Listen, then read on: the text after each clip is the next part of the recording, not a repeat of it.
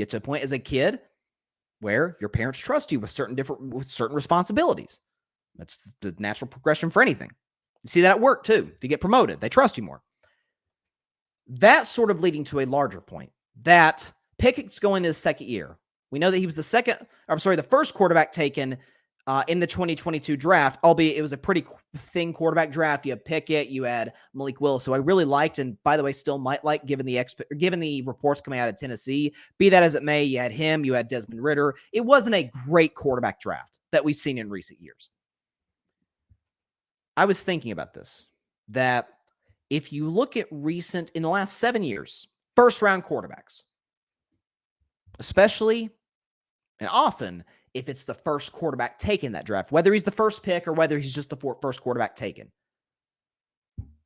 they tend to have big second years after average to bad. I mean, you wait to see these numbers. Horrible first years. Jared Goff's the first guy I want to mention.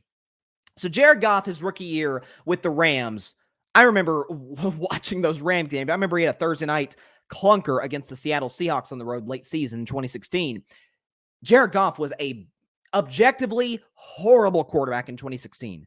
Here's the numbers. Again, this is for the podcast audience, those that can't see. 5 touchdowns, 7 picks. He threw for 155 yards a game, barely completed over 50% of his passes, had a passer rating in the low 60s, and went 0-7 was his win-loss record. But of course, they get Sean McVay, they go aggressive in the offseason, and 2017 he's a different player. He goes from 5 touchdowns to 28 touchdowns.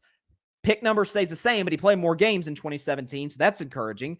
Yards per game goes up by darn near 100, 155 to 253. Completion percentage goes from about 54% to 62%, and passer rating takes a massive jump, 63 to 100. And he goes 11-4, and the Rams make the playoffs. And we've seen Goff.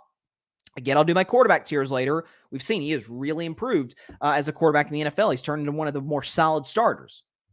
You think about a guy, too, who many have considered the second or third best quarterback in the NFL in Josh Allen. Well, Josh Allen, if you remember, had a horrible rookie year in 2018. 10 touchdowns, 12 picks, 172 yards per game. This is passing yards, by the way. Completion percentage 52, right around 53%. Passer rating of 67, around 68 as well, and went 5-6. 2019, on the other hand, again, different quarterback. Went from 10 touchdowns to 20, doubled it up. Went from 12 picks to 9 picks. Went from 172 passing yards to 193 passing yards. Completion percentage went from 52 to 58.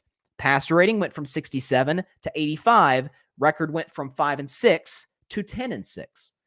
And again, some of this is more trust from the coaches. They see the improvement. Let's look at Lamar Jackson.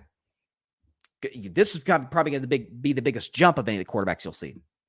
2018, albeit in limited action, although he stepped in and helped the Ravens get to the playoffs his rookie season. 2018, Lamar Jackson, he threw 6 touchdown passes, 3 interceptions. Again, those numbers by itself shows you, bro, they didn't trust him. 75 yards per game passing. Completed 58% of his passes, had a passer rating of 84, not terrible, but again, he barely threw, so that's not a great sample size. But he went 6-1 because he played within the offense. 2019, again, very, very different quarterback. Went from 6 touchdowns to 36 touchdowns. 3 picks to 6 picks, but again, they trusted him more. 75 passing yards a game to 208 passing yards a game. Completion percentage went from 58 to 66. Passer rating went from 84 to 113. Record went from 6-1 to 13-2. And as we all know, he won the unanimous MVP that year. How about a guy I love? Last guy we'll show, Trevor Lawrence. Now, Trevor is on a different level than Kenny Pickett from a talent perspective. We understand that. Rookie year, albeit with probably the worst coach in NFL history, Urban Meyer.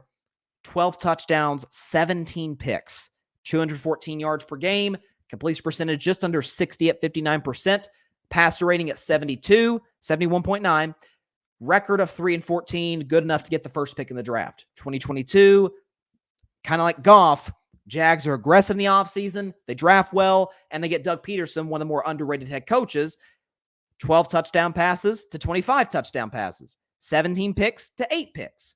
214 yards to 241 yards. 59% completion percentage to 66. Passer rating from 72 to 95. 3-14 record to a 9-8 record. And they obviously won the division and won a playoff game. And so I say all that to say this. If you look at Kenny Pickett's numbers, not that impressive. 7 touchdowns, 9 picks, about 185 yards a game, 63% completion percentage. Not terrible for a rookie, but passer rating in the 70s at 76 and a 75 record. It's respectable. Not an awful rookie year, but it certainly isn't going to blow you away. The more I think about it, and again, this sort of goes back to the old thing of trust. How much do the Steelers trust him? Again, them throwing it deep, and obviously, as we see in this article, the media saw it. That wasn't just a message to the outside world. That was a message to Kenny Pickett. That was a message to the Steelers offense. Like, hey, we're going to be aggressive. We couldn't do this with Ben Roethlisberger at the end. We couldn't do this a year ago with Mitch Trubisky and then a young Kenny Pickett. Or the year before that, or in 2019 when Ben missed most of the season and they had Mason Rudolph and I remember at the end, Duck Hodges at quarterback. We couldn't push it deep because either they can't or that we couldn't trust them. Now we can. Kenny Pickett can throw the deep ball. He showed himself to be solid in that regard. He's improved in the offseason. We have the weapons. We have George Pickens, who I think, again, is going to have a massive year. We've got Deontay Johnson. We brought in the kid from Georgia, tight end. I think he's going to be a monster in the NFL. We've got Pat Freiermuth, who's a good possession tight end.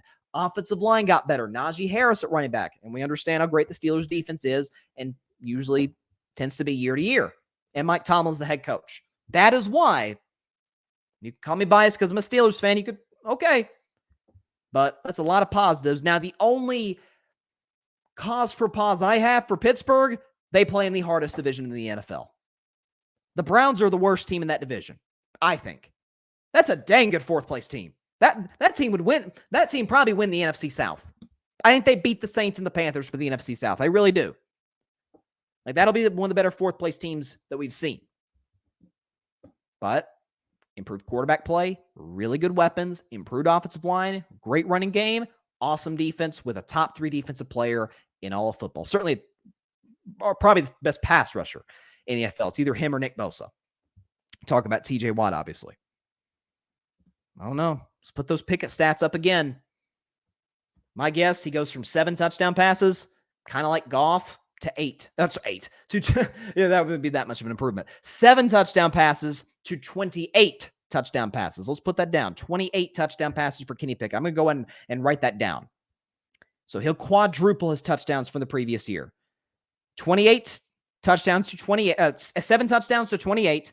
I say he goes from 9 picks. We'll say it's around that number. We'll say he throws 9 picks again. Actually, we'll be conservative. We'll give him 10. Yards per game, I say goes from about 185 to, I don't know, how about 228? 228 yards per game. Completion percentage, 63%. I don't think it'll be a huge jump because 63% actually isn't bad for a rookie. We'll say he goes to 65%. 65% completion. Passer rating, 76.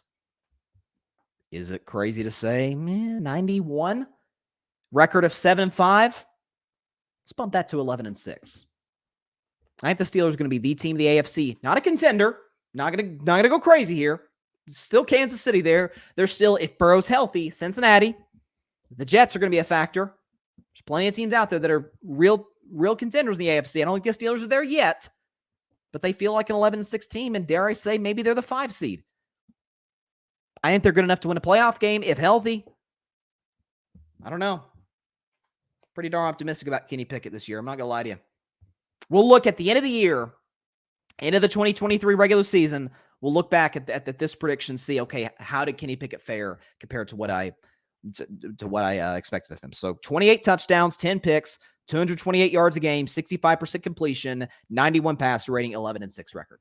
Thanks so much for watching the show on YouTube, and be sure to go click that big red subscribe button and check out the other clips and full shows from Carving It Up Live, as well as our other incredible content creators here on the Grid Network.